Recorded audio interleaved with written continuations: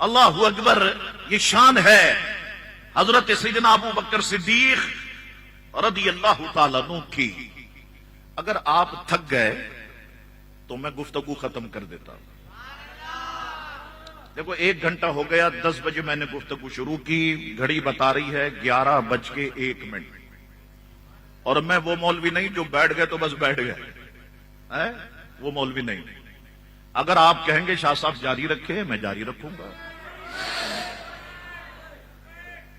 ذرا نعرہ تو لگاؤ، زوردار نعرہ۔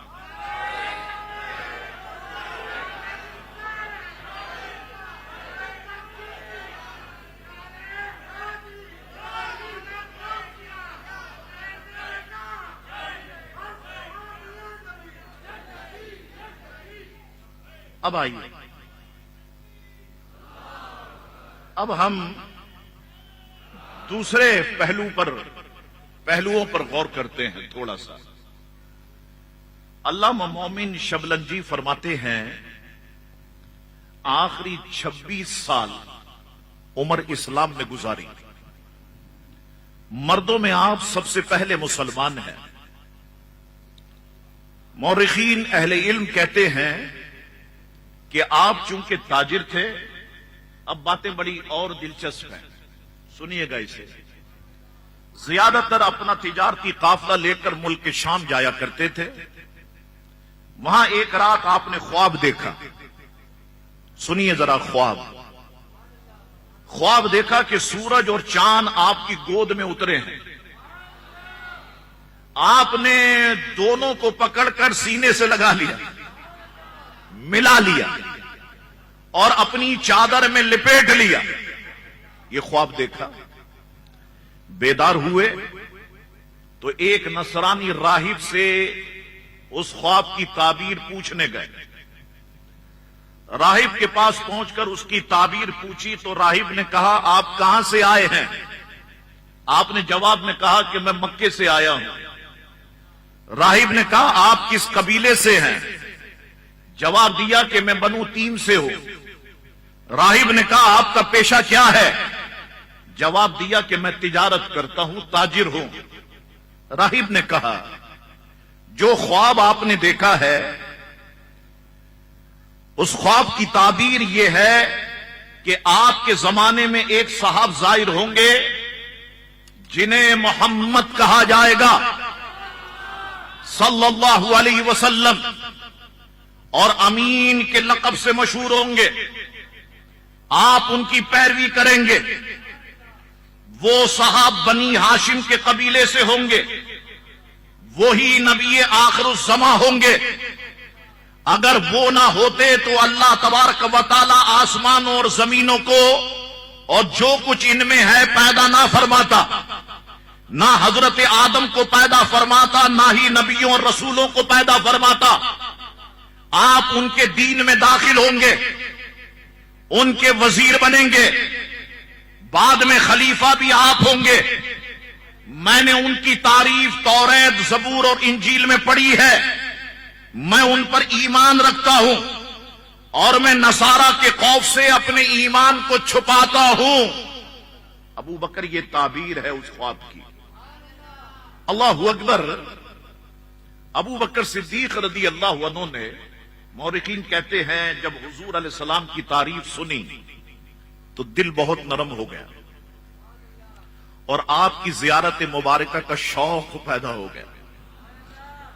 مکہ مکرمہ میں آ کر آپ سے ملاقات کی، آپ سے بہت محبت کرنے لگے۔ آپ کو ایک گھڑی نہ دیکھتے تو بے چین ہو جاتے۔ جب اسی طرح کچھ وقت گزرا تو ان کو رسول اللہ علیہ السلام نے ایک روز فرمایا ابو بکر تم ہر روز میرے پاس آتے ہو، میرے پاس بیٹھتے ہو، تو مسلمان کیوں نہیں ہو جاتے؟ ابو بکر صدیق نے عرض کی اگر آپ نبی ہیں تو آپ کے لیے کوئی معجزہ ہونا چاہیے۔ حضور نے فرمایا کیا تمہارے لیے وہ معجزہ کافی نہیں ہے جو تم نے ملک شام میں دیکھا تھا؟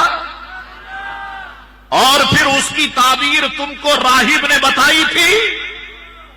یہ سننا تھا کہ ابو بکر صدیق کہنے لگ گئے اشہد اللہ الہ الا اللہ واشہد ان محمد رسول اللہ صلی اللہ علیہ وسلم، اسلام قبول کیا۔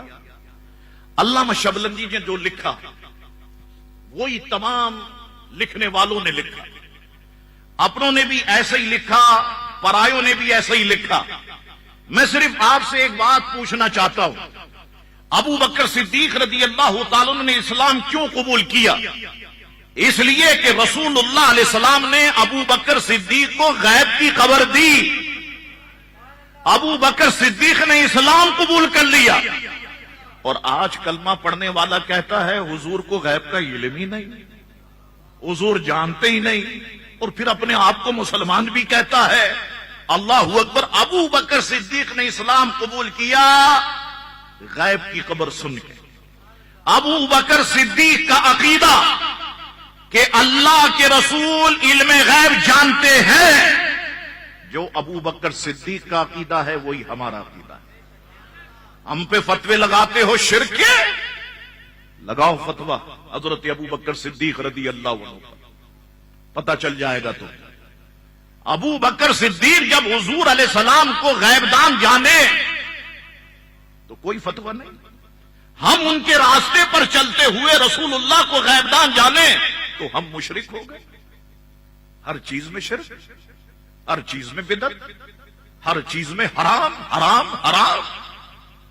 وہ میرے والد محترم علیہ رحمہ فرمایا کرتے تھے کہ رات میں کسی ڈبے میں چینی ڈالو اور ڈھکن بند کر دو، صبح اس ڈبے کا ڈھکن کھولو گے تو کیا نکلے گا؟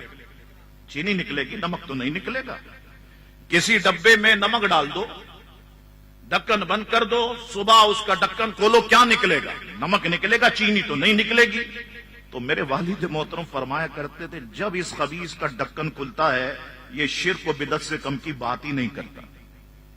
ہر جگہ پہ شرک، ہر جگہ پہ بدعت۔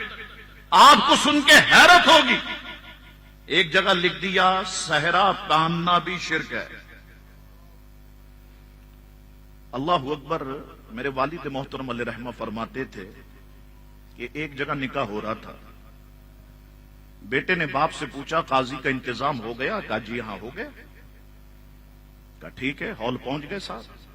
اب پاکستان اور ہندوستان کے مسلمانوں کی عادت ہے دلہن ہو یا دولہا ہو صحرا ڈالتے ہیں، تو دولہے صاحب صحرا باندھ کے آ گئے۔ قاضی صاحب دوسرے مسلک سے تعلق رکھتے تھے، انہوں نے جیسے ہی صحرا دیکھا تو بنا اٹھے کہنے لگے اتار کے پھینکو صحرا، شرک، صحرا بھی شرک، بدعت، حرام، ہٹاؤ اسے۔ دلیل دینے شروع کر۔ کیا ابو بکر صدیق رضی اللہ عنہ نے اپنی شادی میں صحرا باندھا تھا؟ اس نے کہا نہیں۔ کیا فاروق اعظم نے اپنی شادی میں صحرا باندھا؟ نہیں۔ عثمان غنی نے شادی میں صحرا باندھا؟ نہیں۔ مولا علی نے شادی میں صحرا باندھا؟ نہیں۔ خود رسول اللہ نے شادی میں صحرا باندھا؟ نہیں۔ شرک، بدعت، حرام، پھینکو اس سے۔ اس غریب کو نکاح پڑھانا تو اس نے اتار کے ایک طرف رکھ دیا۔ اب نکاح تو ہو گیا۔ اب جب نکاح مکمل ہوا تو دولہے کے والد نے ہزار ہزار کے نوٹ نکالے اور قاضی صاحب کو جب دینے لگے تو اب دولہے نے ہاتھ پکڑ لیا، کہا قاضی صاحب ہمیں تو تم نے بڑے شرک و بدعت کے پہاڑے پڑھائے، اب یہ بتاؤ کیا حضور نے نکاح پڑھانے کے پیسے لیے تھے؟ ابو بکر صدیق نے نکاح پڑھانے کے پیسے لیے؟ فاروق اعظم نے نکاح پڑھانے کے پیسے لیے؟ مولا علی نے، عثمان غنی نے نکاح پڑھانے کے پیسے لیے؟ مولا علی نے لیے؟ واپس کر دو مجھے۔ اب قاضی صاحب کے چہرے پہ تو 12 بج گئے، کہنے لگے دولہے میاں یہ تمہارے باپ نے خوشی میں دیے ہیں، محبت میں دیے ہیں، تحفے میں دیے ہیں۔ تو دولہا کہنے لگا وہ جو صحرا باندھ کے آیا تھا میں باپ کے 40ویں میں آیا تھا۔ ہر چیز میں شرک، بدعت۔ تو اب ایک طرف لڑائی نہیں ہے نا ہماری، چاروں طرف ہے دین کے دشمن، بیچ میں میرا تنہا رضا۔ وہی والی بات ہے، چاروں طرف دین کے دشمن ہے۔ اب سب سے لڑنا بھی ہے، مقابلہ بھی کرنا ہے۔ اللہ اکبر! تو حضرت ابو بکر صدیق رضی اللہ تعالیٰ عنہ نے حضور نے غیب کی خبر دی اور ابو بکر صدیق رضی اللہ تعالیٰ عنہ نے اسلام قبول کیا. ٹھیک ہے صاحب, آگے بڑھوں. اچھا, میری تیاری رات 3 بجے تک کی ہے, یہ میں آپ کو بتا دوں, کیونکہ بچپن سے میرا ہوم ورک مکمل ہوتا تھا, یہاں پر بھی مکمل ہے. میں جب 9 محرم کی رات جب تقریر کرتا ہوں نا تو 4 بج جاتے ہیں رات کے, اور میں دیکھتا ہوں خدا کی قسم عوام ویسی بیٹھی ہوئی ہوتی ہے, نہ پانی کے لیے اٹھتی ہے نہ حاجت کے لیے اٹھتی ہے, ویسی بیٹھی ہوئی ہوتی ہے, بالکل سن رہی ہوتی ہے غور سے. اب آؤ ذرا آپ کا شوق دیکھتے ہوئے میں تھوڑا سا آگے بڑھتا ہوں. 10واں پارہ سورہ توبہ آیت نمبر 40 ہے, ذرا اس کو دیکھتے ہیں ہم. الا تنصروہ فقد نصرہ اللہ اذ اخرجہ الذین کفروا ثانی اثنین اذ ہما فی الغار اذ یقول لصاحبہ لا تحزن ان اللہ معنا فانزل اللہ سکینتہ علیہ وأيده بجنود لم تروها وجعل كلمة الذين كفروا السفلى وكلمة الله هي العليا والله عزيز حكيم. اس کا لفظی ترجمہ بتاؤں اور پھر اعلی حضرت کا ترجمہ آپ کے سامنے رکھ دیتا ہوں. اگر نہ مدد کرو گے تم ان کی, بس بے شک مدد کی ان کی اللہ نے جب باہر کیا انہیں ان لوگوں نے جنہوں نے کفر کیا. دوسرے 2 میں کے جب وہ دونوں تھے غار میں, جب کہتے تھے واسطے ساتھی کے اپنے نہ غم کرو, تحقیق اللہ ساتھ ہے ہمارے, بس اتارا اللہ نے سکون اپنا ان پر اور مدد کی ان لشکروں سے کہ نہ دیکھا تم نے انہیں, اور کر دی بات ان کی جنہوں نے کفر کیا نیچی, اور اللہ ہی کی بات بلند ہے اور اللہ غالب حکمت والا ہے. یہ لفظی ترجمہ ہے. میرے اعلی حضرت کیا کہتے ہیں سنیے آپ. اگر تم محبوب کی مدد نہ کرو گے تو بے شک اللہ نے ان کی مدد فرمائی جب کافروں کی شرارت سے انہیں باہر تشریف لے جانا ہوا, صرف 2 جان سے. جب وہ دونوں غار میں تھے, جب اپنے یار سے فرماتے تھے غم نہ کھا, بے شک اللہ ہمارے ساتھ ہے, تو اللہ نے ان پر اپنا سکینہ اتارا اور ان فوجوں سے ان کی مدد فرمائی جو تم نے نہ دیکھی, اور کافروں کی بات نیچے ڈالی, اور اللہ ہی کا بول بالا ہے اور اللہ غالب حکمت والا ہے. ایک لفظی ترجمہ, ایک حضور اعلی حضرت امام اہل سنت کا ترجمہ میں نے آپ کی خدمت میں پیش کیا. اب سنیے مفسرین کیا فرماتے ہیں, تفسیر کی کتابیں کیا کہتی ہیں. میں سب کو جوڑ کے آپ کی خدمت میں ایک گلدستہ بنا کے رکھ دیتا ہوں. مفسرین کہتے ہیں یہ آیت مقدسہ حضور علیہ السلام کی ہجرت سے متعلق نازل ہوئی, جس کا واقعہ یہ ہے کہ جب کفار مکہ کے ظلم مسلمانوں پر حد سے بڑھ گئے تو حضور انور علیہ السلام نے مسلمانوں کو ہجرت کا حکم دیا. اس حکم سے مسلمان مختلف مقامات پر ہجرت کر کے چلے گئے. اب مکہ مکرمہ میں صرف حضور علیہ السلام, ابو بکر صدیق, مولا علی, حضرت صہیب رہ گئے, کچھ عورتیں رہ گئیں, بچے بوڑھے اور ضعیف مسلمان تھے جو ہجرت نہ کر سکے. اللہ اکبر. پھر ایک وقت آیا, حضور علیہ السلام نے فرمایا اے ابو بکر, مجھ کو بھی ہجرت کا حکم ملنے والا ہے,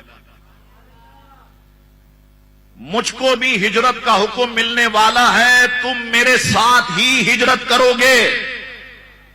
حضرت ابو بکر صدیق خوش ہو گئے, 800 درہم سے 2 اونٹنیاں خریدی اور ان کی پرورش کرنے لگ گئے تاکہ ہجرت میں کام آئے. ایک اونٹنی کا نام قصوہ تھا جس پر حضور علیہ السلام نے ہجرت میں سواری فرمائی اور آخر تک حضور علیہ السلام کی سواری میں یہ رہی اور خلافت صدیقی میں اس کی وفات ہوئی۔ حضور علیہ السلام کی دوسری اونٹنی کا نام غدوہ تھا، یہ خلافت فاروقی میں فوت ہوئی۔ سنو، قیامت کے دن خاتون جنت جگر گوشائے رسول کریم صلی اللہ علیہ وسلم حضرت سیدہ طیبہ طاہرہ حضرت فاطمہ رضی اللہ تعالی عنہا اسی غدوہ نامی اونٹنی پر سوار ہو کر میدان محشر میں پہنچیں گی اور کوئی کہنے والا صدا لگائے گا، او اہل محشر اپنی نگاہوں کو نیچے جھکا لو، مصطفیٰ کی شہزادی پل صراط سے گزرنے والی ہے۔ ہر نگاہ جھک جائے گی اور سیدہ پاک بڑی تیزی کے ساتھ پل صراط سے گزر جائیں گے۔ میں سوچتا ہوں کہ ندا اگر نہیں لگائی جائے تو کیا فرق پڑے گا؟ ندا کیوں لگائی جائے گی؟ ندا اس لیے لگائی جائے گی کہ دیکھو، جب محمد الرسول اللہ کی بیٹی کا یہ مقام ہے تو ان کے بابا جان کا مقام کیا ہوگا؟ مولانا حسن رضا کا فاضل بریلوی فرماتے ہیں فقط اتنا سبب ہے انعقاد بزم محشر کا کہ ان کی شان محبوبی دکھائی جانے والی ہے۔ شہزادے جنتی نوجوانوں کے سردار، جب بیٹوں کا یہ مقام ہے تو بابا جان کا مقام کیا ہوگا؟ اللہ اکبر۔ جس جنت کے لیے لوگ کوشش کرتے ہیں نا، اس جنت کے سردار میرے حسن ہیں، اس جنت کے سردار میرے حسین ہیں۔ اللہ اکبر۔ اب اونٹنیوں کی یہ خریداری مورخین کہتے ہیں ذی الحجہ کے آخر میں ہوئی، اس لیے اسلامی سن ہجری محرم الحرام سے شروع ہوتا ہے۔ اللہ اکبر۔ اب اس کا واقعہ کچھ یوں تھا کہ حج کے مواقع پر مدینے سے جب لوگ آئے، اچھا پہلے مدینے کو یثرب کہتے تھے اور یثرب کا معنی ہے بیماری۔ جب حضور نے قدم رکھا اللہ نے اسے طیبہ بنا دیا۔ یہ بات آپ کے ذہن میں رہنی چاہیے۔ تو وہاں کے قبیلوں کے کچھ افراد نے حضور علیہ السلام کے مبارک ہاتھوں پر بیعت کی اور تعداد 70 تک پہنچی۔ اب اس کی خبر کافروں کو ہو گئی، آپس میں بیٹھے اور سوچنے لگے اگر اسی طریقے سے ہوتا رہا تو حضور کا دین اسلام مکے سے نکل کر دنیا میں پھیل جائے گا، اس کو روکنا ہے، کیا کریں؟ ایک میٹنگ بلا لی، سارے قبیلے کے افراد جمع کر دیے جتنے مخالف تھے حضور کے۔ شیطان بھی آ گیا شیخ نجدی کی صورت میں اور کہنے لگا تم نے بہت اچھے کام کے لیے اجلاس بلایا ہے اس لیے میں آ گیا ہوں۔ سب بیٹھ گئے، اب تجاویز مانگی، کوئی تجویز دے رہا تھا، کوئی تجویز دے رہا تھا۔ ابو جہل کہنے لگا میری تجویز یہ ہے ہر قبیلے سے 2 مسلح افراد لے لو اور حضور علیہ السلام کے گھر کو، محمد ابن عبداللہ کے گھر کو چاروں طرف سے گھیر لو۔ جیسے ہی صبح باہر نکلے یہ 100 افراد محمد ابن عبداللہ پر حملہ کر دے، اس سے وہ قتل ہو جائیں گے معاذ اللہ۔ پھر جب فیصلے کا وقت آئے گا ہم سب آپس میں مل کر کہیں گے ہم دیت دینے کے لیے تیار ہیں، ہم دیت دے دیں گے اور بنی ہاشم تمام قبائل سے نہیں لڑ سکیں گے۔ پلاننگ یہ تھی۔ اللہ اکبر۔ ہر قبیلے سے 2 افراد مسلح لے لیے، حضور علیہ الصلوۃ والسلام کے گھر کو چاروں طرف سے گھیر لیا گیا۔ جبریل امی سدرہ سے نازل ہو گئے، ساری خبر حضور علیہ السلام کو دے دی۔ حضور علیہ السلام نے مولا علی سے فرمایا علی اپنی سبز رنگ کی چادر حضور نے عطا فرمائی، فرمایا علی تم میرے بستر پر لیٹ جاؤ، میں تم کو بشارت دیتا ہوں کفار تمہارا کچھ بھی نہیں بگاڑ سکیں گے، لیٹ جاؤ۔ محاصرہ کرنے والے 100 آدمی تھے. حضور انور علیہ السلام نے ایک مٹھی مٹی لی, سورہ یاسین کی آیت کریمہ فاغشیناہم فہم لا یبصرون تک پڑھی اور ان کی طرف مٹھی بھر خاک پھینکی جو سب کے سروں پر پڑی. وہ سب حضور انور کو دیکھنے سے اندھے ہی ہو گئے اور حضور انور وہاں سے چل کر سیدھا ابو بکر صدیق کے پاس پہنچے. ابو بکر صدیق کو ساتھ لیا اور سور پہاڑ کی طرف رواں دواں ہو گئے. اچھا یہ بھی میں بتاؤں, یہ پہاڑ مکہ معظمہ سے اگر آج کا راستہ بھی دیکھیں تو 5 میل کے فاصلے پر ہے. اس پہاڑ کو سور کیوں کہتے ہیں اگر کوئی سوال کر دے تو جواب یہ ہے کہ ایک شخص تھا جس کا نام تھا سور ابن عبد منات, اس نے اس پر قیام کیا تھا, اس لیے اس کو سور کہتے ہیں. اسی کی طرف سے نسبت کرتے ہوئے اسے جبل سور کہتے ہیں اور اس غار کو غار سور کہتے ہیں. اس کا اصلی نام اطحل ہے, اطحل یہ اس کا اصلی نام ہے. اللہ اکبر. اب ادھر جب حضرت علی حضور کے بستر مبارکہ سے اٹھے تو گھر گھیرنے والے کفار مولا علی کو دیکھ کے حیران ہو گئے, اور دوسری حیرانگی کی وجہ یہ تھی کہ سب کے سر پہ مٹی تھی. تو حضرت علی سے پوچھنے لگ گئے کہ علی یہ بتاؤ محمد ابن عبداللہ کہاں گئے؟ مولا علی مسکرائے, فرمان لگے اللہ جانے, تمہارے سامنے سے تو گئے, تمہیں دکھائی نہیں دیے, تمہارے سامنے سے گئے, اللہ جانے. اللہ اکبر. اب ادھر ابو بکر صدیق ہیں اور رسول اللہ علیہ السلام ہیں, دونوں ساتھ ساتھ چل رہے ہیں. ابو بکر صدیق چلتے چلتے کبھی حضور علیہ السلام کے آگے آ جاتے, چلتے چلتے کبھی حضور کے پیچھے آ جاتے, چلتے چلتے کبھی دائیں طرف آ جاتے, چلتے چلتے کبھی اس طرف آ جاتے. حضور نے پوچھا ابو بکر یہ کیا کرتے ہو؟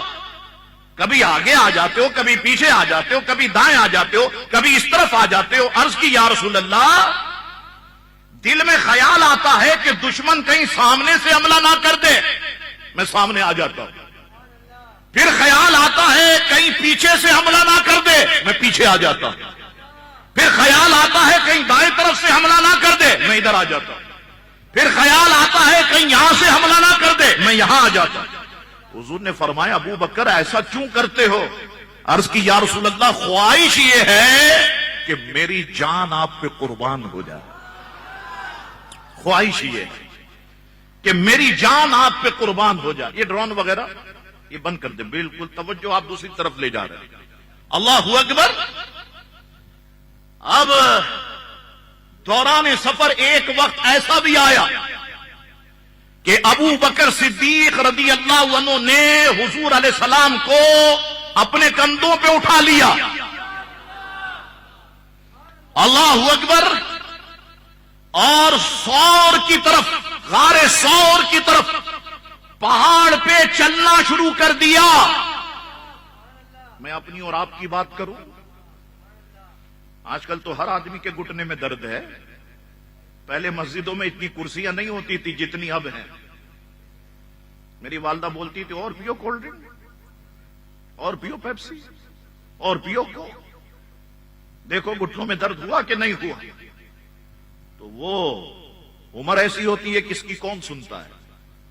بچہ بچہ لگا ہوا, اب تو ایک سے ایک کولڈ ڈرنک ہے جو انسان کے اندر کا جسم ختم کر رہی ہے, لیکن ہم کو احساس نہیں ہے. ڈاکٹر چلا چلا کے تھک گئے. اب میں اگر کسی کو کندھے پہ اٹھاؤں یا آپ مجھے اٹھائیں تو سیدھا کہاں تک چلیں گے؟ 6 نمبر تک لے جائیں گے؟ مجھے نہیں لے جائیں گے. آپ تو تھوڑا سا آگے جائیں گے, کہیں گے شاہ صاحب اتریے آپ. وہ ایک پیر صاحب تھے, مرید سے کہا سائیکل چلاؤ, پیر صاحب پیچھے بیٹھ گئے اسٹینڈ پہ. مرید پینڈل مارنے لگ گیا, تھک گیا, کہنے لگا کیا کروں یار, سائیکل روک دی. پیر صاحب نے کہا کیا ہوا؟ کہا آپ کو پیٹ ہو رہی ہے, بڑی گستاخی ہو رہی ہے. اللہ اکبر. تو پھر آپ تو یہی کہیں گے کہ شاہ صاحب یہ تو ہماری تو جان نکل گئی, ہم تو اب اس سے آگے نہیں چل سکتے. تو سیدھا چلنا آسان ہے، لیکن پہاڑ پہ چلنا، غار ثور کی طرف جانا، یہ بہت مشکل ہے۔ یہ جتنے لوگ قافلے کی صورت میں جاتے ہیں نا مکے، تو ادھر جا کے یہ کہتے ہیں ہمیں غار ثور جانا ہے۔ چلو بھائی، اس نے وین کروائی، بس کروائی، آپ کو لے گیا، اب نیچے سے دیکھتے ہیں غار ثور۔ شاہ صاحب ادھر سے ہی فاتحہ پڑھ لیں، کیوں؟ آئے تو تھے نا غار ثور دیکھ لیں، چلو چلتے ہیں، ادھر سے ہی فاتحہ پڑھ لیتے ہیں، بہت دور ہے۔ اللہ اکبر۔ حضرت ابو بکر صدیق رضی اللہ عنہ حضور انور علیہ السلام کو اپنے کندھوں پر اٹھائے، اور کمال یہ ہے کہ پورا پاؤں رکھ کے نہیں چل رہے، پورا پیر رکھ کے نہیں چل رہے، پنجوں کے بل چلتے ہیں، اور پنجا رکھتے ہیں گھما دیتے ہیں، پنجا رکھتے ہیں گھما دیتے ہیں، رکھتے ہیں گھما دیتے ہیں، کیونکہ اس دور میں بھی تو کوئی نہ کوئی ٹیکنک تو ہوگی نا۔ اگر کسی کو تلاش کیا جائے تو وہ قدموں کے نشان سے تلاش کر لیا کرتے تھے، اور میں آپ کو بتاؤں قدم کے نشان سے بتا دیا کرتے تھے کتنے قد کا آدمی ہے، اس کا وزن کتنا ہوگا، یہ تک کے بتا دیا کرتے تھے۔ حضرت ابو بکر صدیق رضی اللہ عنہ پنجوں کے بل چل رہے ہیں۔ اب یہ خاردار یعنی کانٹے دار دشوار گزار راستہ کس طرح سے ابو بکر صدیق نے طے کیا ہوگا، کیسے حضور کو لے کر غار ثور تک گئے ہوں گے۔ میں تو اتنا کہتا ہوں، اے ابو بکر، آپ کے ان مبارک کندھوں پہ سلام ہو، آپ کے مبارک پنجوں پہ سلام ہو۔ اللہ اکبر۔ جب غار کے کنارے پر پہنچے، مزہ آ رہا ہے؟ اچھا، آپ کو تو مزہ آ رہا ہوگا، میری مائیں بہنیں اگر تھک گئی ہیں بتا دیں، میں ختم کر دوں گا۔ آگے بڑھتے ہیں۔ اب پوچھے کون؟ اب تو یہ جمیل امینی صاحب ہی پوچھ سکتے ہیں، بھابھی ہماری وہاں بیٹھی ہوئی، انہوں نے اعلان بھی کیا، پردے میں بیوی کو لایا ہوں، اب وہی پوچھ سکتے ہیں۔ صاحب آپ کے سامنے اعلان کیا تھا۔ اللہ اکبر۔ جب غار کے کنارے پر پہنچے، سنیے گا بات، عرض کی یا رسول اللہ صلی اللہ علیہ وسلم، پہلے مجھے غار میں جانے دیں، میں غار کو مکمل صاف کر دوں، جب صاف کر دوں گا پھر آپ کو بلاؤں گا، کیونکہ اگر کوئی موذی جانور وہاں ہو وہ مجھے کاٹے، مجھے نقصان پہنچائے۔ اللہ اکبر۔ آپ کو کوئی تکلیف نہیں ہونی چاہیے۔ اندھیرے وحشت ناک غار میں اکیلے داخل ہوئے، اس میں بہت سوراخ تھے، آپ گوگل پہ دیکھیے گا غار ثور، بہت سوراخ تھے۔ فرش کو صاف کیا، چادر مبارکہ کو پھاڑ پھاڑ کر سوراخ بند کر دیے، ایک سوراخ باقی بچا، اس میں اپنے پاؤں کا مبارک انگوٹھا لگا کر بیٹھ گئے۔ اب بیٹھک اس طرح سے ہو گئی کہ ایک پاؤں غار کے فرش پر بچھا ہوا اور دوسرا پاؤں غار کی طرف اٹھا ہوا، انگوٹھا اس پہ لگا ہوا۔ اس حالت میں حضور انور علیہ السلام کو بلایا، آپ کا سر مبارک بچھے ہوئے زانو پہ رکھا، سلا دیا۔ ان تمام سوراخوں میں سانپ تھے، اس انگوٹھے والے سوراخ کے سانپ نے کئی بار آپ کے انگوٹھے کو ڈسا، مگر آپ نے انگوٹھا نہ ہٹایا۔ میری زبان میں کہو تو میں کہہ دوں، ہر بار مارے غار پر یارے غار غالب آ گیا، زہر کا اثر جسم میں پھیلا، سنسنی ہو گئی۔ اچھا ہوتا کیا ہے، یہ سائنسی، میں ذرا لاجک بھی آپ کو بتاؤں، اگر آپ دیکھیں تو یوٹیوب پر اور دیگر جگہ آپ کو مل جائے گا، جب سانپ ڈستا ہے نا خون گاڑھا ہونا شروع ہو جاتا ہے، پھر وقت آتا ہے کہ خون جم جاتا ہے، اب خون کی سرکولیشن ہارٹ تک نہیں پہنچتی، بندے کی ڈیتھ ہو جاتی ہے، بندے کی موت ہو جاتی ہے۔ اس لیے انجیکشن بنائے گئے تاکہ اس اثر کو توڑ دیا جائے، خون جمے نہیں بلکہ خون جاری رہے، تو یہ موت سے بچ جائے گا۔ تو یہ انجیکشن اب آ چکے ہیں، آپ کو بڑے بڑے ہاسپٹل میں، چھوٹے ہاسپٹل میں آپ کو مل جائیں گے۔ سنسنی پھیل گئی، آنکھوں سے اشک رواں ہو گئے، آنسو جاری ہو گئے، رخسار آئے مصطفیٰ کریم صلی اللہ علیہ وسلم پر گرے، آپ نے مبارک آنکھیں کھول دی، دیکھا ابو بکر صدیق رو رہے ہیں، پوچھا کیا ہوا؟ عرض کی ایک سانپ کئی بار ڈس چکا ہے۔ فرمایا کہاں؟ عرض کی انگوٹھے میں۔ فرمایا دکھاؤ، دکھایا، حضور نے لعاب دہن نکالا، نکالنے کے بعد اس جگہ پر لگا دیا، زہر کا اثر ختم ہو گیا۔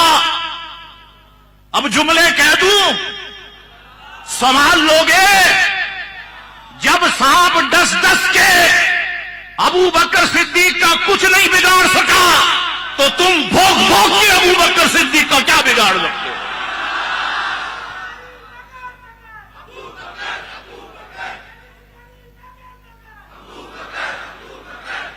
کیا بگاڑ سکتے ہیں یہ؟ ایک کہنے لگا اس وقت تو رسول صاحب تھے۔ میں نے کہا گدھے، اس وقت بھی رسول ساتھ ہی ہے، کیا بگاڑ لو گے؟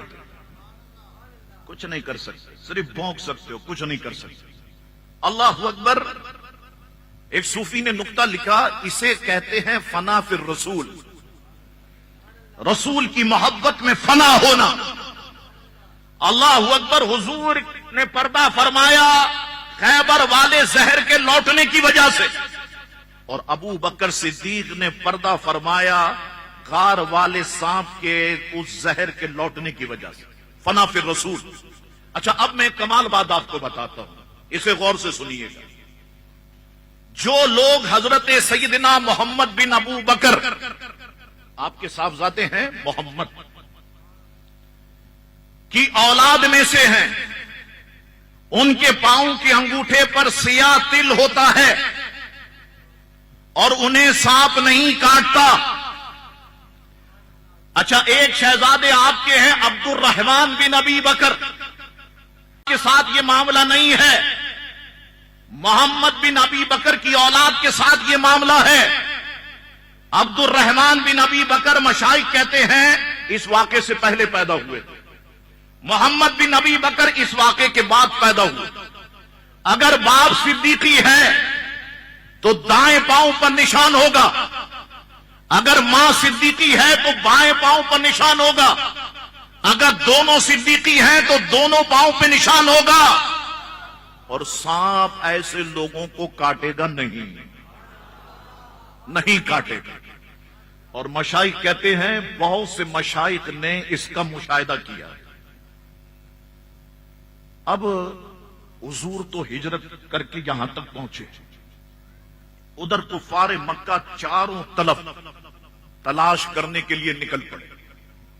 ابو جہل نے اعلان کر دیا جو بھی محمد ابن عبداللہ کو یا صدیق اکبر کو گرفتار کر کے لائے گا یا معاذ اللہ قتل کرے گا، اسے 100 سرخ رنگ کے اونٹ دیے جائیں گے۔ یہ اونٹ بڑا مہنگا تھا عرب میں۔ اچھا، ایک اونٹ تو یہ جو ہم دیکھتے ہیں، میں نے مدینہ شریف میں سفید رنگ کا اونٹ دیکھا ہے، تو اس کا مطلب ہے سفید رنگ کا ہے تو سرخ رنگ کا بھی ہوتا ہوگا، اور کہیں نہ کہیں دنیا میں ہوگا، ضرور ہوگا۔ اللہ اکبر۔ اب یہ سارے تلاش کرنے کے لیے نکلے۔ حضور غار میں مکڑی کا جالا تھا، ٹوٹ گیا، کبوتری کے انڈے تھے، پھوٹ گئے۔ اللہ نے دونوں کی ذمہ داریاں لگا دی۔ مکڑی نے دوبارہ سے غار پہ جالا بنا دیا، کبوتری نے آ کر کے انڈے دے دیے۔ کہتے ہیں مکے میں جو کبوتر اڑتے ہیں اسی کبوتری کی اولاد ہیں، شجرہ کھنگالو گے تو اسی کبوتری کی اولاد ملیں گے۔ یہ انعام اللہ نے عطا فرمایا۔ رسول کی جو خدمت کرے اللہ انعام دیتا ہے۔ اللہ اکبر۔ اب کیا ہوا، ایک ٹولی جس میں امیہ ابن خلف تھا اس پہاڑ پر پہنچ گئی، ڈھونڈتے ڈھونڈتے غار کے بالکل منہ پر آ گئی. سب لاٹھیوں اور ڈنڈوں سے مسلح تھے. ان میں سے ایک نے کہا کہ اس غار کے اندر بھی دیکھ لو. ان کا نام قرص بن علقمہ تھا. یہ فتح مکہ کے دن ایمان لے آئے. امیہ ابن خلف کہنے لگا یہ غار میں نہیں ہو سکتا. غار میں جاتے تو جالا ٹوٹ جاتا، انڈے پھوٹ جاتے. یہ مکڑی کا جالا محمد ابن عبداللہ صلی اللہ علیہ وسلم کی پیدائش سے بھی پہلے کا ہے. جب قرص بن علقمہ اور امیہ ابن خلف یہ باتیں کر رہے تھے، ابو بکر صدیق بے قرار ہو گئے، کیونکہ ادھر تلواریں ہیں، لاٹھیاں ہیں. عرض کی یا رسول اللہ، اگر انہوں نے ہمیں دیکھ لیا تو کیا ہوگا؟ قرآن نے بیان کیے حضور کے الفاظ، لا تحزن ان اللہ معنا. ابو بکر نہ گھبرا، اللہ ہمارے ساتھ ہے. نہ خوف کھا، اللہ ہمارے ساتھ ہے. یہ ہے اللہ پہ کامل یقین، اور یہی یقین ہمارے اندر ہونا چاہیے. اب کیا ہوتا ہے، روزانہ 100 بندے دماغ خراب کرنے پہنچ جاتے ہیں. جادو ہو گیا شاہ صاحب، فلانی نے کر دیا، فلاں نے کر دیا، میری بیوی پہ جادو کر دیا. میری بھابھی جاتی ہے ادھر تعویذات کرنے کے لیے، جادو کر دیا. میں نے کہا کتنے بنگلے ہیں ڈیفینس؟ کہنے لگے کوئی نہیں. اچھا دکانیں کتنی ہیں تاریخ روڈ پہ؟ کوئی نہیں. کہاں رہتے ہو؟ اورنگی 11:30 پہ. اچھا گھر کتنے گز کا ہے؟ 90 گز کا ہے. میں نے کہا وہ 90 گز کے لیے تو اس پہ جادو کروائے گا؟ تیرا 90 گز کا اورنگی 11:30 کا گھر لینے جادو کروائے گا؟ اتنا کمزور ایمان. یاد رکھو اللہ کے حکم کے بغیر کچھ نہیں ہو سکتا. یہ سارے کے سارے ٹوپی ڈرامہ ہیں. اور ابھی کورنگی لانڈی میں اتنے آستانے کھل گئے، میں حیران ہوتا ہوں. پورے کراچی میں اورنگی ٹاؤن دیکھو، آستانے ہی آستانے. بابا صاحب باپو ہیں، یہ آستانہ، یہ آستانہ، یہ آستانہ. الحمدللہ اتنے پیر ہو گئے کہ اب ہم ایکسپورٹ بھی کر سکتے ہیں. یعنی اگر کہے نا جو بائیڈن شاہ صاحب ہمیں 5000 پیر چاہیے امریکہ کے لیے، حاضر ہے، ہم دیتے ہیں. کورنگی سے نکال کے دیتے ہیں. کینیڈا کا وزیر اعظم کہ شاہ صاحب 2-2.5 ہزار پیر بھیج دو، بھیج دیں گے، ہم حاضر ہیں. اتنے پیر ہیں. یہ جائیں گے 40، آپ دیکھیے ڈبل اور نکل آئیں گے. اتنے پیر، اتنے پیر. ایک عجب تماشا ہے.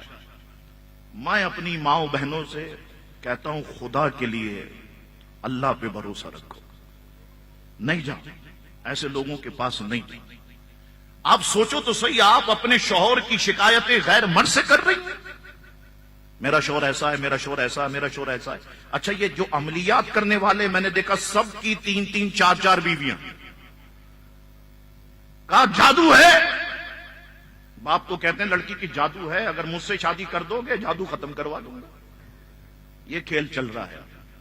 اور میں نے پچھلی بار میرے ساتھ ملے بھی تھے سب کے سب. میں نے کہا کس کی ڈبل سم ہے؟ سب ادھر آ جائے. کہنے لگے ڈبل سم میں کیا ہوتی ہے؟ میں نے کہا 2-2 بیویاں کس کی؟ ادھر آؤ. وہ تو ایک لائن لگ گئی بھائی. ہم تو حیران ہو گئے کہ یہ کیا ہو رہا ہے. 3-3 شادیاں، 4-4 شادیاں. ایک کہنے لگے 4 بیویاں ہیں. میں نے کہا بچے کتنے؟ 16 بچے. میں نے گھر کے پیچھے گراؤنڈ ہے. کہنے لگے کیا مطلب؟ میں نے کہا وکٹ پہ قبضہ کرنا چاہتے ہو؟ تو ابھی یہ معاملات ہیں. ادھر میں اپنی بہنوں کو دیکھتا ہوں، بیٹیوں کو دیکھتا ہوں، جا رہی ہے تعویذ سے کام ہو جائے، اس سے کام ہو جائے، اس سے کام ہو جائے، ایسوں کے پیچھے بھاگ رہی ہیں.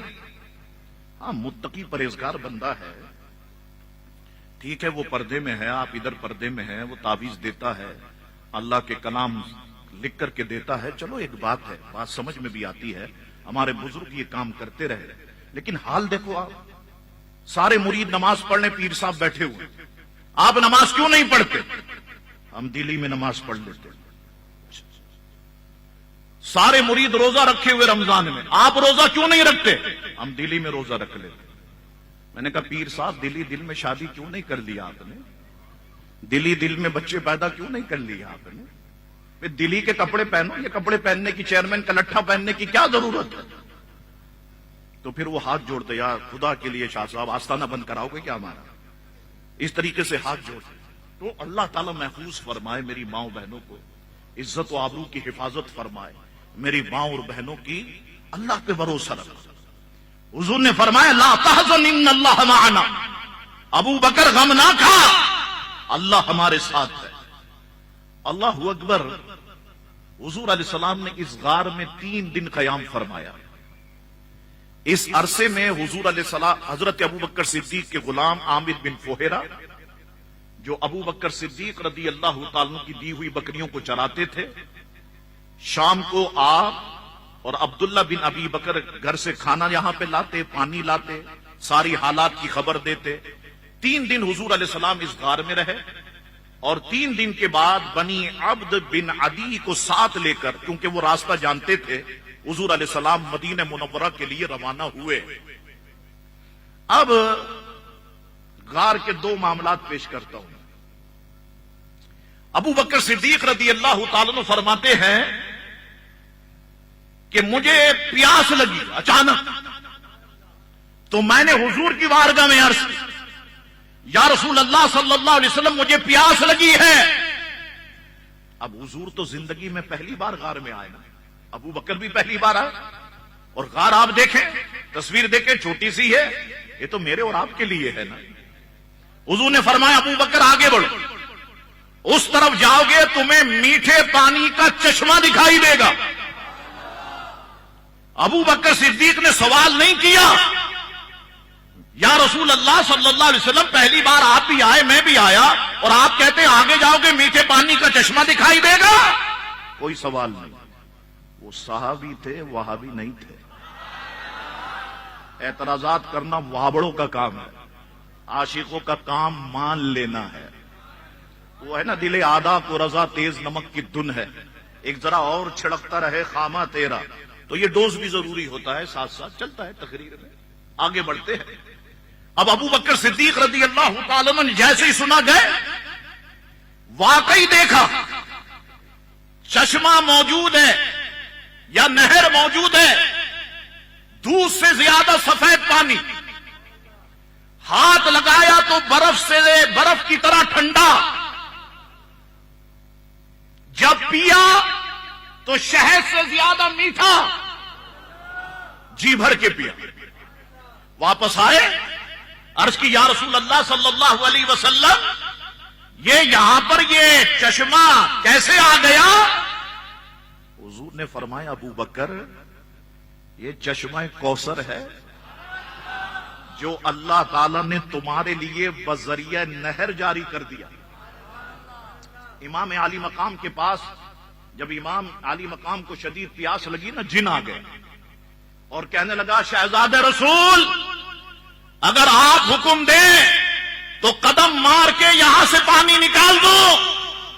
فرمایا چلے جاؤ، اپنا کام کرو، میں رسول کا بیٹا ہوں، پاؤں ماروں نا یہاں سے کوثر کو جاری کرو. اللہ اکبر. ابو بکر صدیق سے حضور نے فرمایا یہ چشمہ کوثر ہے جو بذریعہ نہر اللہ نے تمہیں جاری کیا. ابو بکر صدیق فرماتے ایک اور واقعہ میں تمہیں بتاتا ہوں. جب یہ دونوں افراد غار کے منہ پر آ گئے تو میں نے حضور سے پوچھا یا رسول اللہ اگر وہ ہمیں دیکھ لیتے تو ہم کہاں جاتے؟ فرمایا وہاں جاتے. کہتے جب میں نے دیکھا، کیا دیکھتا ہوں، سمندر کا کنارہ موجود ہے، کشتی بھی تیار کھڑی ہوئی ہے، ابھی جاؤ تو کچھ دکھائی نہیں دے گا. اللہ اکبر. یہ تو رسول کے لیے انتظام تھا جو اللہ رب العزت نے کیا. اللہ اکبر. حضور علیہ الصلوۃ والسلام اب اگلی منزل کی طرف سفر جاری ہے. ایک صحابی رسول ہیں حضرت سراقہ رضی اللہ تعالی. اللہ اکبر. ان کو کسی نے بتایا کہ جن لوگوں کو تم تلاش کر رہے ہو انہیں میں نے فلانی جگہ پر دیکھا ہے. سراقہ کہتے نشانیاں تو ٹھیک بتائی، لیکن میں نے اس سے کہا کہ تم نے جن کو دیکھا ہے نا وہ ہمارے سامنے سے ابھی کچھ دیر پہلے گئے تھے، وہ نہیں ہے جن کو تلاش کر رہے ہیں. پھر میں نے اپنی لونڈی سے کہا کہ سواری مکان کے پیچھے رکھو. میں گیا، خاموشی سے نیزہ لیا، نیزے کو نیچے کرتا ہوا گھوڑے پہ سوار ہوا اور پہنچ گیا. جب میں پہنچا تو ابو بکر صدیق رضی اللہ تعالیٰ نے مجھے دیکھ لیا اور عرض کی یا رسول اللہ سراقہ آ رہا ہے. حضور نے فرمایا لا تحزن ان اللہ معنا، نہ غم کھا، اللہ ہمارے ساتھ. اللہ اکبر. سراقہ پہنچے کہ میں حضور کو گرفتار کروں. حضور نے دعائے جلال فرمائی، فرمایا زمین پکڑ لے سراقہ کو. بعض نے لکھا سراقہ کو پکڑا، بعض نے کہا جس سواری پہ سوار تھے گھوڑے پہ اس کو پکڑ لیا ٹخنوں تک. یا رسول اللہ مجھے معاف کر دے محمد ابن عبد اللہ، میں واپس چلا جاؤں گا، کسی کو کچھ نہیں بتاؤں گا. حضور نے فرمایا زمین چھوڑ دے. زمین نے چھوڑ دی. 100 رنگ کے سر اونٹ ملیں گے، پھر بڑے آگے گرفتار کر دیں. حضور نے فرمایا زمین پکڑ لے سراقہ. 3 بار ایسا ہوا. یا رسول اللہ اے محمد ابن عبداللہ مجھے معاف کر دے، میں جا رہا ہوں. اب میں جو بھی آئیں گے نا پیچھے آپ کے، میں ان سے کہہ دوں گا وہاں پہ نہیں ہے، وہاں سے چلے گئے ہیں، میرا آپ سے وعدہ ہے. بعض لکھنے والوں نے لکھا حضور نے فرمایا سراقہ اب 100 رنگ کے سر اونٹ اور کچھ بھی نہیں ملا، خالی ہاتھ جا رہے. حضور نے فرمایا سراقہ میں تو تیرے ہاتھوں میں قیصر و کسریٰ کے کنگن دیکھ رہا ہوں. تو یہ جو بادشاہ ہوتے تھے قیصر و کسریٰ کا جو بادشاہ، یہ سونے کے کنگن پہنتے تھے، اس طرح سے ہلاتے تھے. تیرے ہاتھوں میں قیصر و کسریٰ کے کنگن دیکھ رہا ہوں. سراقہ چلے گئے، ایمان لے آئے، اسلام قبول کیا. ایک وقت آیا بیمار ہو گئے، بیوی بچے بچیاں سب بیٹھے ہوئے رونے لگ گئے. سراقہ کی آنکھیں کھلی تو مسکرانے لگ گئے. اہلیہ نے کہا ہم رو رہے ہیں آپ ہنس رہے ہیں. فرمایا روتے کیوں ہو؟ کہا ہم سمجھے کہ آپ کا آخری وقت آ گیا. کہا کیسے آ گیا؟ سورج مشرق کے بجائے مغرب سے نکل سکتا ہے، پتھر پر لگی ہوئی لکیر مٹ سکتی ہے. آمنہ کے لال کا ارشاد کبھی غلط نہیں ہو سکتا. سراقہ میں تیرے ہاتھوں میں قیصر و کسریٰ کے کنگن دیکھ رہا ہوں. کنگن نہیں آئے اور موت آ جائے، ایسا ہو ہی نہیں سکتا. اللہ اکبر. دور گزرا، فاروق اعظم کا دور آیا. اور فاروق اعظم نے تو قیصر و کسریٰ کی اینٹ سے اینٹ بجا دی. اس جیسے 20 پاکستان پر فاروق اعظم اکیلے حکومت کرتے تھے. اس جیسے 20 پاکستان پر. اور روب و دبدبے کا یہ عالم، ملک کے ایک کونے سے لے کر دوسرے کونے تک اگر کوئی عورت سونا ہوا میں اچھالتی ہوئی جاتی کوئی چھیننے والا نہیں ہوتا. قیصر و کسریٰ کی اینٹ سے اینٹ بجا دی. جب کشمیر کا معاملہ آیا ہمارا وزیر اعظم کہتا 2 منٹ کی خاموشی اختیار کر لے، 1 منٹ کی خاموشی اختیار کر لو، 5 منٹ کی خاموشی اختیار کر لو. مزہ جو ہے، سکون جو ہے وہ قبر میں ہوگا، سکون دنیا میں نہیں ہے. اچھا مجھے سکون ملے گا قبر میں جا کے، آپ کو ملے گا قبر میں جا کے. وزیر اعظم صاحب خود قبر میں چلے جاؤ نا تاکہ پوری قوم کو سکون مل جائے. کبھی ہمیں تو بلاؤ میٹنگ میں، ہمیں تو بٹھاؤ، ہماری بھی تو سنو، پھر ہم بتاتے کہے 20 کے 100 ہوتے ہیں. اللہ اکبر. تو اتنے ڈرپوک اتنے بزدل ہیں. یہ ہندو گائے کو گاؤں ماتا کہتے ہیں. مجھے حیرانگی ہوتی ہے بیل کو اپنا باپ کیوں نہیں کہتے، گائے کو گاؤں ماتا کہتے ہیں. اچھا مجھے بتاؤ ہم لوگ گائے کا گوشت کھاتے ہیں یا نہیں؟ تو جس قوم کے خداؤں کو کاٹ کے کھا جائیں اس قوم کے بندوں کا ہم کیا حال کریں گے؟ تو یہ گائے کا پیشاب پینے والے زمزم پینے والوں کا مقابلہ نہیں کر سکتے، نہیں کر سکتے. یہ تو ہمیں بزدل بنا رہے ہیں، بزدل بنا رہے ہیں، ڈرپوک بنا رہے ہم. آپ اعلان کریں انشاءاللہ تعالی یہ قوم ایسی ہے، ناشتہ اگر لاہور میں ہوگا دوپہر کا کھانا دہلی میں ہوگا. آپ نے بزدل بنا دیا قوم، آپ نے ڈرپوک بنا دیا قوم. اللہ اکبر. تو اب فاروق اعظم نے اینٹ سے اینٹ بجا دی. اب کیا ہوا؟ فاروق اعظم کی خدمت میں ایک تشت پیش کیا گیا، وہ کپڑے سے ڈھکا ہوا تھا یا ڈھپا ہوا تھا. فرمایا یہ کیا ہے؟ امیر المومنین یہ بادشاہ جو سونا استعمال کرتے ہیں نا وہ ہے. اٹھاؤ ذرا کپڑا. کپڑا اٹھایا، وہ اوپر کنگن رکھے ہوئے، آنکھوں میں آنسو آ گئے فاروق اعظم۔ سراقہ کہاں ہے؟ سراقہ کو بلاؤ۔ سراقہ کہاں ہے؟ ایک شور بپا ہو گیا، ڈھونڈ مچ گئی، سراقہ سراقہ کہاں ہے؟ حضرت سراقہ بھی پریشان، امیر المومنین نے بلایا، فوراً پہنچ، جی حضور ادھر آؤ۔ سراقہ اس ہاتھ میں کنگن پہنو، اس ہاتھ میں سونے کا کنگن پہنو، اسے ہلاؤ تاکہ میرے آقا کی بات پوری ہو جائے۔ سراقہ میں تیرے ہاتھوں میں کیسر و کسرا کے کنگن دیکھ رہا ہوں۔ میرے والد محترم علیہ رحمہ کہا کرتے تھے، کوئی اگر یہ اعتراض کرے کہ حضور علیہ السلام نے ایک مرتبہ سونا اپنے ہاتھ میں لیا اور ریشم اپنے ہاتھ میں لیا اور فرمایا یہ دونوں چیزیں میری امت کے مردوں پر حرام ہے، تو پھر سونے کے کنگن فاروق اعظم نے سراقہ کو کیوں پہنا ہے؟ تو میرے والد محترم فرماتے تھے، جواب فاروق اعظم سے پوچھو۔ تو فاروق اعظم کا جواب یہی ہوگا، جس زبان رسالت نے اس سونے کو مردوں پر حرام کہا ہے، اسی زبان رسالت نے سراقہ کے لیے جائز بھی فرمایا ہے۔ حکم نافذ ہے تیرا، خانہ تیرا، سیف تیری، دم میں جو چاہے کرے دور ہے شاہ تیرا۔ اللہ اکبر، یہ شان ہے۔ اچھا آخری بات میں عرض کر دیتا ہوں، پھر باتیں بہت ساری ہے، اور میری مائیں بہنیں آئی ہیں، چھوٹے چھوٹے بچے بھی ہیں، پھر وہ گھر کا بھی ایک ماحول ہے، تھک جاتے ہیں۔ حضور علیہ السلام کا سفر آگے جاری ہوا، دیکھا ایک جھوپڑی ہے، ایک خستہ مکان ہے یا ایک خیمہ ہے۔ فرمایا ابو بکر جاؤ، جا کر کے اندر دیکھو۔ گئے ابو بکر، دیکھا بڑی خستہ حالت ہے، اور یہ ام معبد ایک خاتون ہے، ان کا خیمہ ہے، اور اس میں کونے میں ایک بکری بندھی ہوئی ہے، باقی کچھ نہیں ہے۔ شوہر جو ہے وہ بکرے اور بکریوں کو لے کر کے گئے ہیں چرانے کے لیے۔ حضور علیہ الصلوۃ والسلام سے عرض کی کہ حضور تشریف لے آئی۔ حضور علیہ السلام اس خیمے میں جلوگر ہو گئے۔ حضور نے سارے خیمے کو ملاحظہ فرمایا، جب بکری کو دیکھا تو پوچھا، ام معبد یہ بکری کیسی ہے؟ وہ کہنے لگی، محمد ابن عبداللہ جب سے یہ پیدا ہوئی ہے بالکل ایسے ہی ہے، اس نے زندگی میں کبھی دودھ بھی نہیں دیا ہے۔ حضور نے فرمایا، ام معبد اگر تمہاری اجازت ہو تو دودھ نکال لوں؟ میری طرف دیکھو، آخری لمحات ہیں، زبان کو سبحان اللہ سے تر رکھو۔ ام معبد اجازت ہو تو دودھ نکال لوں؟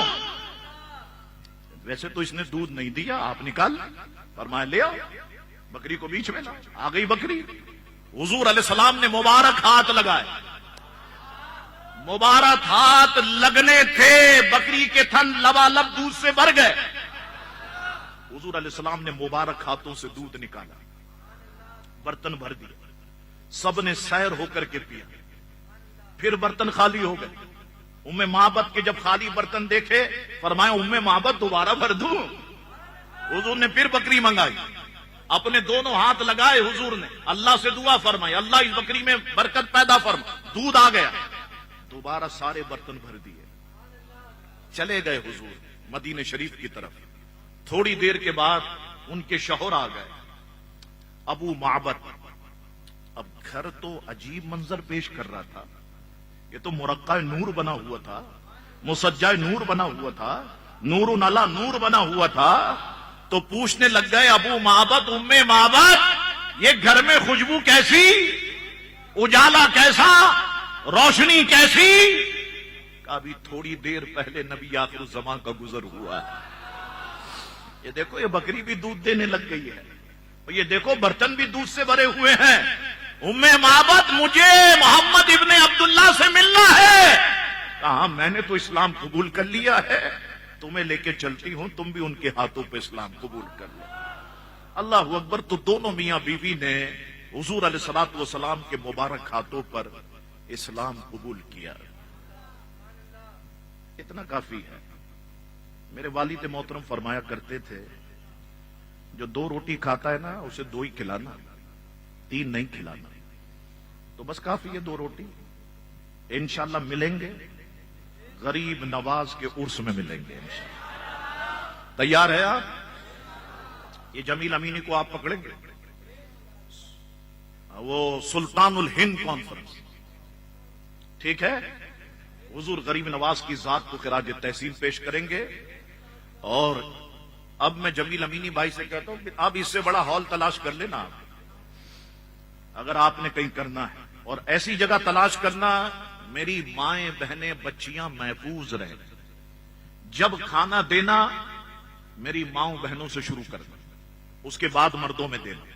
ابھی آپ نے کھانا دے دیا، ابھی آپ شروع کرا دیں تاکہ ہم صلاۃ و سلام پڑھ لیں، میری ماؤں بہنوں تک جو ہے وہ کھانا پہنچ جائے. جمیل امینی صاحب نے اس میں بڑی محنت کی ہے، اور میرا خیال ہے باکسز آپ نے بنائے ہیں یا کھلا؟ اچھا ماشاءاللہ. نماز کی اپنی برکت ہوتی ہے. میں آپ سے سچ بتاؤں کہ یہاں بیٹھ کر کھانے میں جو مزہ آئے گا وہ گھر پہ لے جا کر کھانے میں مزہ نہیں آئے گا، کیونکہ اس کی اپنی برکت ہے. اور ہم تو پیدائشی نیازی ہیں، الحمدللہ نیازوں پر ہی کھائے ہیں نیازے، اور اسی پر ہم بڑے ہوئے ہیں.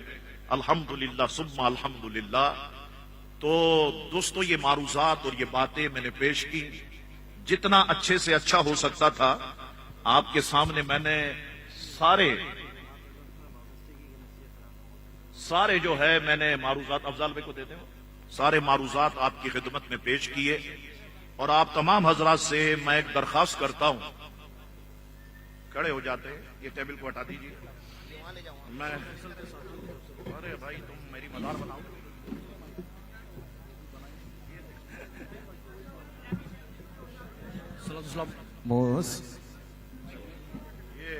یہ شاہ فیصل کے ساتھیوں کی طرف سے یہ ہار آیا ہے، اور یہ لگتا ہے کہ ہار سمیت مجھے گلکن بنانے کی کوشش میں ہے، پلاننگ میں ہے. اور دوسرا میں یہ بھی کہتا ہوں، دیکھیں بات جو ہے وہ کرنی چاہیے. یہ ہار کتنے کا ہوگا کم از کم؟ میں آپ سے پوچھتا ہوں، مجھے بتاؤ کتنے کا ہوگا یہ ہار؟ 1000 روپے کا ہوگا نا؟ اس 1000 روپے میں ہم کتنے افراد کو کھانا کھلا سکتے ہیں؟ 10 آدمی کھانا کھا لیں گے نا؟ تو یہ 1000 روپے کا ہار میرے گھر میں ڈالو گے وہ چلا گیا. اس کے بجائے 10 آدمیوں کو کھانا کھلا دو، ٹھیک ہے؟ آپ ایک ہار لے آئے 25 روپے والا، یا ہار نہیں بھی لائے، ہماری قسمت میں جیت ہی جیتے، ہار تو کہیں ہے نہیں. تو آپ اگر لے آئیں 20-25 روپے کا بھی لے آئے تو مجھے کوئی ایسی شرمندگی نہیں ہوگی. میں غریب آدمی کا بیٹا ہوں، ایک امام کا بیٹا ہوں، مسجد کے امام کا. کیا مجھے تکبر اور کیا غرور، کچھ بھی نہیں ہے. جو کچھ ہے اللہ کا دیا ہوا ہے. تو میں یہاں پر آپ سے کہوں گا، سارے ساتھیوں سے،